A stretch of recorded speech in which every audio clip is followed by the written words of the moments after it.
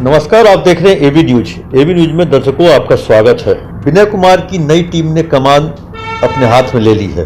लगातार उसको लेकर के कामकाज चल रहा है। पटेल भवन में बैठकों का दौर लगातार जारी है और इस बैठक का देखिए परिणाम भी धीरे धीरे सामने भी दिख रहा है। आपको मैं बता दूं, जो कुंदन कृष्णन ने एसटीएफ का भी प्रभार ले लिया है और कुंदन कृष्णन एडीजी हेडक्वार्टर के साथ साथ एसटीएफ के भी प्रभार में रहेंगे। एसटीएफ से ही बिहार में ऑपरेशन किया जा सकता है अपराधियों के खिलाफ। अपराधियों पर प्रहार एसटीएफ के ही माध्यम से किया जा सकता है। इसलिए उन्होंने कुंदन कृष्णन ने सबसे पहले एसटीएफ की टीम को मजबूत किया। एटीएस में थे एसपी संजय सिंह, उनको लेकर के गए वहाँ पे। उसके पहले डीआईजी विवेकानंद, जो कि उनके साथ काम कर चुके हैं कई जगहों पर, वो भागलपुर में डीआईजी थे, उन्हें एसटीएफ का डीआईजी बनाया गया। इतना ही नहीं, इनके साथ कुंदन कृष्णन के साथ काम करने वाले कई इंस्पेक्टर जो विभिन्न जिलों में प्रमोट होकर डीएसपी के रूप में बैठे हुए थे, उनकी पोस्टिंग हाल ही में हुई है 28 या 29 तारीख को। तो वैसे डीएसपी में से कुछ चुन कर कुछ मधुबनी से गए हैं, कुछ भागलपुर से गए हैं और कुछ अभी वेटिंग में हैं जो वहाँ भी जा सकते हैं कुंदन कृष्णन की टीम में, एसटीएफ में। और उन्होंने एसटीएफ को मजबूत कर लिया। जनवरी के पहले दिन, साल के पहले दिन, उन्होंने कम से कम 4 घंटे उन्होंने एसटीएफ की समीक्षा की, रिव्यू किया, जो आखिर पिछले 4-5 वर्षों में एसटीएफ ने क्या कमाया, एसटीएफ ने क्या काम किया, उसके एसओजी और एसओजी मतलब करें इंफॉर्मेशन ग्रुप और ऑपरेशन ग्रुप ने आखिर क्या काम किया। केवल गिरफ्तारी हुई, क्योंकि जो इधर के पुलिस वाले हैं उनसे अधिक वेतन भत्ता एसटीएफ के लोगों को मिलता है। एसटीएफ के लोगों को ग्रे हाउंड्स में ट्रेनिंग भी दी गई और अभी ट्रेनिंग पे कुछ लोग और भी जाएंगे। 3 महीने की ट्रेनिंग होती है, वो कमांडो ट्रेनिंग होती है। तो इस ट्रेनिंग के बावजूद और वेतन भत्ता अधिक उठाने के बावजूद भी अगर बिहार में अपराधी अपना पैर पसार रहे, ग्रे हाउंड्स में ट्रेनिंग के बाद वेतन भत्ता अन्य पुलिसकर्मियों से ज़्यादा लेने के बावजूद भी केवल अपराधियों का रिकॉर्ड बना के रखना है, रिकॉर्ड रूम की तरह अगर एसटीएफ काम करेगा, तो इसको लेकर के कुंदन कृष्णन तैयार नहीं है। उन्होंने उसको काम भी बांट दिया है, इंफॉर्मेशन और ऑपरेशन दोनों। इसका इम्पैक्ट आपको दिखा। याद होगा बीते 14 दिसंबर को, शायद उसी दिन विवेकानंद जो डीआईजी के रूप में पदभार ग्रहण किए थे, शायद उसी दिन उन्होंने डीआईजी एसटीएफ के रूप में कमान संभाली थी। और डीआईजी ने एसटीएफ ने पटना में एक ऑपरेशन करते हुए एक कुख्यात अपराधी बैंक लुटेरा गिरोह था कि सरगना को जक्कनपुर में मार गिराया था। उसके लिए रेकी भी हुई थी। रेकी करने के बाद वो कुछ बड़ी घटना को अंजाम देने की फिराक में था। कहा जा रहा था जो वो अनीसाबाद तरफ किसी ज्वेलरी दुकान की रेकी कर रहा था, जिसकी जानकारी एसटीएफ को जानकारी मिल गई और बाद में रेकी करके ऑपरेशन किया गया और एसटीएफ के द्वारा वो मुठभेड़ में मारा गया। और आइए मुठभेड़ के बाद एसटीएफ के डीआईजी विवेकानंद मंडल क्या कुछ बता रहे हैं, आपको सुनवाते हैं। ये कुछ अपराधियों के छुपे होने की सूचना थी। इस सूचना के सत्यापन में एसटीएफ की टीम यहाँ पर पहुंची और सत्यापन के क्रम में जैसे ही लोग प्रवेश किए तो गोली चला दी गई अपराधियों द्वारा। इस क्रम में मुठभेड़ हुई है और एसटीएफ का हमारा एक अफसर घायल हुआ है। अपराधियों में से भी एक को गोली लगी है, जिसको अस्पताल ले जाया गया है। विशेष और जानकारी जो है हम और सब चीज के बाद देंगे, लेकिन यह पता चला है कि यह जो अपराधी है आकाश यादव करके, इस रूम को इसने 3-4 दिन पहले हायर किया था और सत्यापन के क्रम में पता चला है कि इसका नाम जो है अजय राय है, जो बैंक डकैती के कई कांडों में संलिप्त रहा है। डिटेल आपको बता देंगे, डिटेल आपको हमारी टीम किस तरह से यहाँ पे नहीं अभी उसको एनएमसीएच ले जाया गया है और हम लोग उससे पूछताछ करके आपको और भी ब्रीफ सर। कितने राउंड में गोली चली है सर? करीब 1 दर्जन राउंड गोली चली है, जहाँ पे कि मैंने घटनास्थल पे देखा दोनों तरफ से, और 8-10 खोखे वहाँ पर हैं।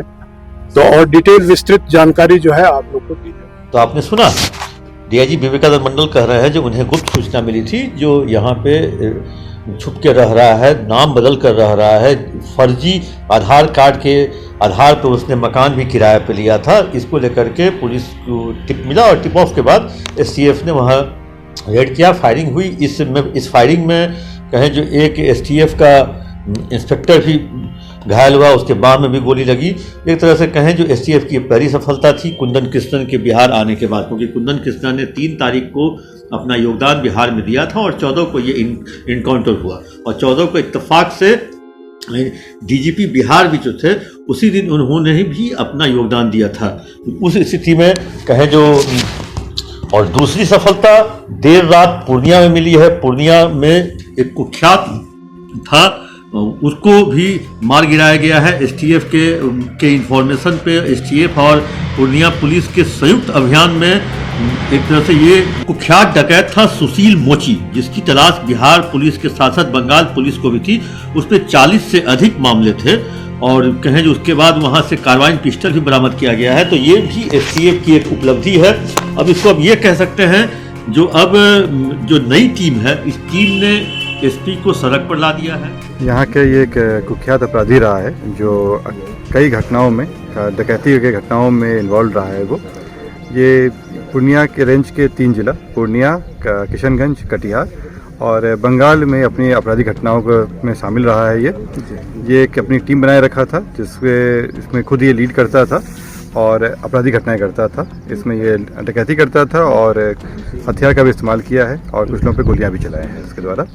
इसी में इसमें आज जब ये आ रहा था हमें सूचना मिली थी कि इसके द्वारा कोई आपराधिक घटना की जा रही है। टीम बनाई गई थी, अलर्ट किया गया था और उसी में इसकी खोजबीन चल रही थी और उसी में ये पुलिस से मुठभेड़ हुआ। इनको सरेंडर करने कहा गया लेकिन ये नहीं माने, गोलियां चली। उसमें पुलिस को अपनी आत्मरक्षा हेतु गोली चलाना पड़ा जिसमें ये मारे गए। सर, ये लोग कितना लोग से था यहाँ? जो अभी देख के लग रहा है इसमें काफ़ी लोग तो भाग गए, उसमें 5-6 आदमी तो थे साथ में। सर, इनका तो एक अमौर में भी इनका साथी का कोई एक घटना हुआ था, क्या इसमें भी संलिप्तता थी इनकी? बिल्कुल, ये जो बताया मैंने कि पूरी टीम के साथ थे। तो जो कुछ महीने पहले हुई थी वो इसके एक साथी की थी, बाबर की, और उसी जो ग्रुप है उसके सरगना यही थे। तो आज इनका ये पुलिस मुठभेड़ में।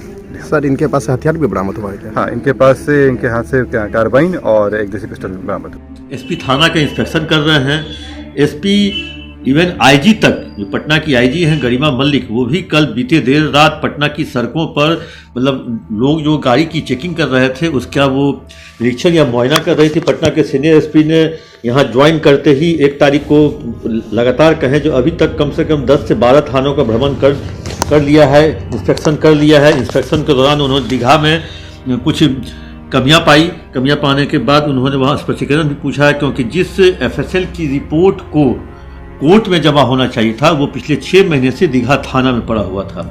इतना ही नहीं, डीजीपी भी शुरू में ज्वाइनिंग करने के बाद लगातार 3-4 रात उन्होंने घूम कर उन्होंने बहुत सारी कमियों को पाया।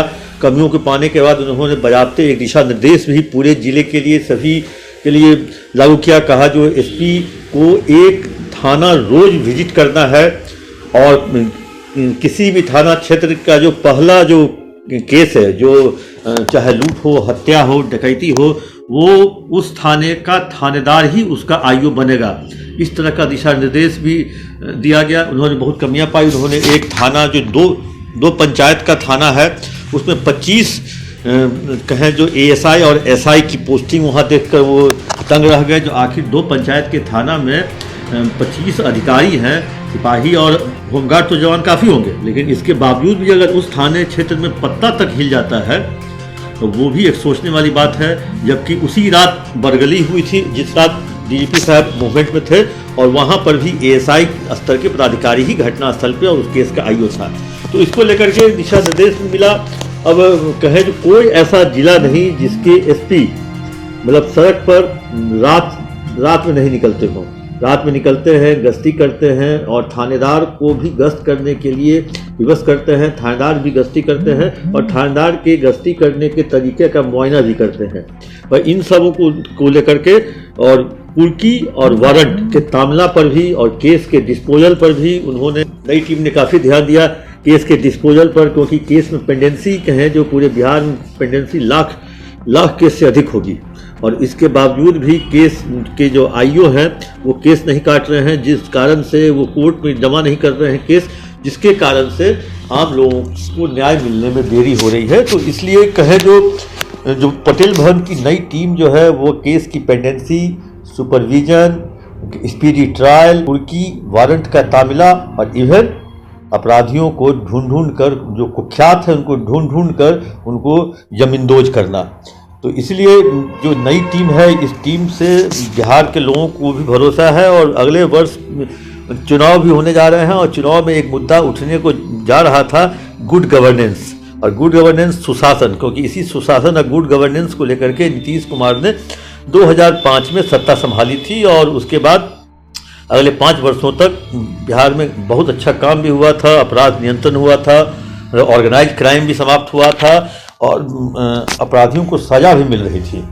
लेकिन अचानक से फिर क्या हुआ, इन सभी चीज़ों की गति जो थी एकदम धीमी पड़ गई, धीमी नहीं मंद हो गई। और पिछले खासकर जो बिहार में जो 4-5 DGP बने, उन्होंने इस गति को बढ़ाने का प्रयास नहीं किया। पहली वाली टीम में कुछ लोग थे जिसमें एक अभयानंद ADG हेडक्वार्टर हुआ करते थे, वो स्पीडी ट्रायल का मॉनिटरिंग करते थे और अपराधियों के खिलाफ भी अभियान चलाते थे। इस बार फिर उसी तरीके की टीम कहा जा रहा है, लोग कह भी रहे हैं, जो उसी तरीके की टीम अभी बनी है और सभी फ्रंट पर काम किया जा रहा है। क्योंकि अब तो हर थाना क्षेत्र को 1400 थाना है, हर थाना प्रभारी को कहा गया है जो आप वैसे 2 व्यक्तियों की सूची बनाए, तलाश करें जो रातों रात अमीर हो गया। जो कल तक साइकिल पे चलता था, आज वो एंडेवर पे और स्कॉर्पियो पे कहाँ से घूमने लगा, उसके सोर्स ऑफ इनकम क्या है, कहीं वो शराब का धंधेबाज तो नहीं है, कहीं दूसरे काम तो नहीं कर रहे, कहीं वो परीक्षा का पेपर तो नहीं लीक करवा रहा है। और कमबेश ये सही है, क्योंकि मेरे देखते देखते शराबबंदी के दौरान जो कल तक जो कुछ नहीं था जिसके पास, आज वो करोड़ों का मालिक हो गया, 4-4, 5-5 गाड़ियों का भी मालिक हो गया है। तो इस तरह से EOU के माध्यम से वैसे लोगों को, या बिहार सरकार के पास नए कानून के तहत वैसे संपत्ति को जब्त करने का अधिकार है। इतना ही नहीं, जो ब्यूरोक्रेट्स हैं वो भी अगर गलत तरीके से अगर संपत्ति अर्जित किए हैं, उनकी भी संपत्ति को जब्त करने का अधिकार भी EOU के पास है। और EOU उसी के तहत आज बेऊर जेल के सुप्रिटेंडेंट के यहाँ, उनके घर पे, गांव पे, आवास पे, सभी जगह पे रेड चल रहा है। अभी तक जो जानकारी मिली है, मतलब अपने आय से 146% ज़्यादा इनकम इस बेऊर जेल के सुप्रिटेंडेंट के पास EOU ने पाया है। अब देखना है, वाली बात है जो अब इनके पास से क्या क्या निकलता है। वैसे बिहार पुलिस अब कहे जो एकदम करे, और वैसे भी 3 महीने का इन लोगों ने सरकार से समय लिया है। कुंदन कृष्णन और DGP विनय कुमार ने सरकार से 3 महीने का समय लिया है और कहा है कि 3 महीने में सभी चीज़ों को पटरी पर इन लोगों के द्वारा ला दिया जाएगा, अगर उन्हें उनके हिसाब से काम करने का मौका मिले। इसलिए इस बार की जो ट्रांसफ़र पोस्टिंग की जो लिस्ट देखी गई है, इसमें पहली बार पॉलिटिकल इंटरफेरेंस नहीं देखा गया है। इस बार देखा गया है जो DGP और कुंदन कृष्णन कैसे इन लोगों से काम करवा सकते हैं, वैसे लोगों की पोस्टिंग की गई है और वैसे लोगों को फील्ड से हटाया गया है जिनके बारे में कुंदन कृष्णन और DGP विनय कुमार जानते थे या जानते होंगे, जो ये काम नहीं कर पाएंगे। लेकिन कहें जो अब दिखने लगा है इम्पैक्ट, सड़क पर आ गए हैं SP और ज़मीन पर आ गए हैं अपराधी। अब देखने वाली बात है जो ये इम्पैक्ट आगे और कितना गुल खिलाता है, कितना और इम्पैक्ट दिखेगा। अब दर्शकों, आपके साथ हम भी इंतज़ार करेंगे ये इम्पैक्ट देखने का।